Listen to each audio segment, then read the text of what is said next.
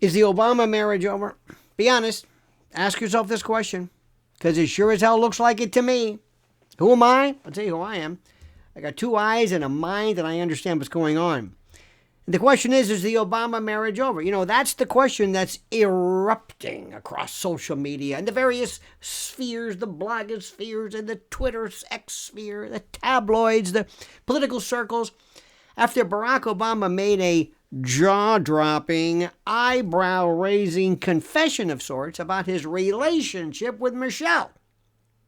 That has, frankly, everyone talking and still talking. What is it? Well. In a bizarrely candid moment at Hamilton College, the former president practically spilled the beans on what insiders have whispered about for years. His marriage is not just strained, it's in full-blown crisis mode. That's right. The once golden couple of the Democratic Party who built a carefully managed brand of unity and family and we go high, virtue signaling, blah, blah, blah, are now facing the very public unraveling of what increasingly looks like a fractured union. That's right. You see, Obama didn't mince words when he admitted point blank that he is in a deep deficit. You heard me? A deep deficit. His words, deep deficit. It's not exactly pillow talk, my friend. That's the language of emotional bankruptcy. That is like, oh no, his own love tariff, if you will. And when a man who once held the nuclear codes starts publicly confessing that he's flunking Husband 101, you better believe something's gone seriously off the rails. What is it? Now, let's not forget this bombshell followed a string of eyebrow-raising moments. Barack showing up solo to former President Jimmy Carter's funeral. Michelle constantly posting solo empowerment content, whatever the hell that is. And now his weird attempt to explain how he's trying to fix it all by doing fun things. Fun. Like what? Joining her failing podcast and trying not to fall asleep mid-convo? That would be good. Meanwhile, Michelle has been busy turning every public appearance into a not-so-subtle therapy session. Her podcast, this sheer oral terror called IMO, is filled with veiled jabs, passive-aggressive commentary, and awkward brother-sister banter that only fuels, I say, the speculation that somehow something at home is off, real off.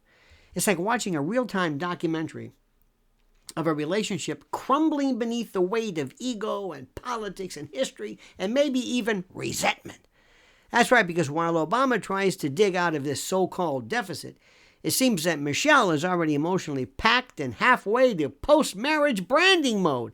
You know, the curated Valentine's Day selfies. Oh, my God, it made you sick. Did you see her? And the love notes, the billets doux, more like public relations theater duct tape slapped on a sinking ship. Let me tell you something. And the public isn't buying this BS in the first place. We're not stupid. The comment sections have lit up with speculation and memes and armchair analyses. And as former supporters are noticing, political junkies and even moderate fans are asking the obvious: how long until the divorce announcement? Do they get a divorce? What do they do? Let's not forget the timing here. The Democratic Party is flailing. Biden's approval, well, he's gone. Kamala is. It's just, I don't know what that was. They don't even know what the future is. And now the Obamas, once the gold standard of the progressive brand, are starting to show cracks right down the center.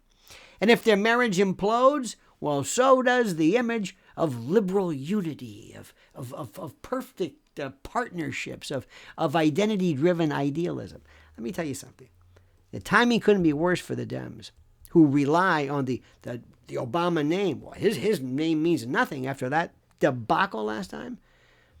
And this last resort morale boost of these two, that's over with. Instead, what they're getting is a televised marriage meltdown that feels more real than anything Hollywood has to offer. I mean, it's legit.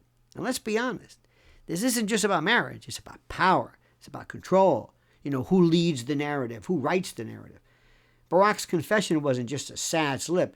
It was a power play, a way to preemptively frame the story, to claim the moral high ground before Michelle rebrands it into her, I guess, solo empire. Let me tell you something. Here's the kicker. America sees right through it. We know exactly what's going on.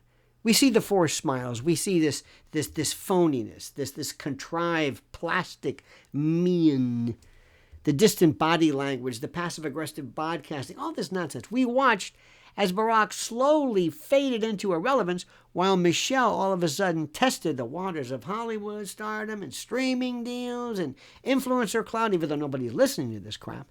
And now that the walls are closing in, the real story is starting to unfold because, you see, this isn't a marriage hitting a rough patch. This is a soft launch of the Obama's breakup. The PR machine is scrambling. But the truth is too loud to silence. You see, you can hear it in Michelle's weary, kind of a worn-out tone. You can see it in Barack's hollow eyes as he talks about trying to be more fun. It's all there, my friends. We've seen it. We've been around. We can see between the lines. And now the media can't ignore it. They'll try to spin it, of course, to downplay it. But the truth is already viral. The Obama marriage looks done. And in a political era where image is everything, this split might be the most damaging. By the way, referencing a symbolic split also, but the most damaging breakup the left has seen in decades. Now you might think I'm kind of reading too much into this. Oh, no. This is exactly the truth. You tell me, do you notice it? Do you think they're on the outs? Can you feel it? Have you listened to that god-awful, that podcast nonsense? You know exactly what I'm saying. You know exactly what I'm talking about. You know it. So I've got some questions for you. I want you to answer the questions. Ask the questions. What do you think about this? Are they on the outs? Can you feel it? Where would they go? And, well, I don't want to get too far ahead of it, but will we ever really find out the truth about, you know what I'm talking about. That issue? All right, enough of that. I know what you're thinking. You're thinking, how do I help? Well, first of all, you can like this video, hit that little bell so you're notified of live streams and new videos. Make sure you subscribe to the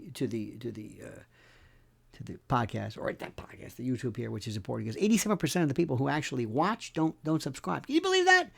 We need your metrics. We need your algorithms. And whatever you do, I ask, beseech, import you, and beg of you to comment as you see fit.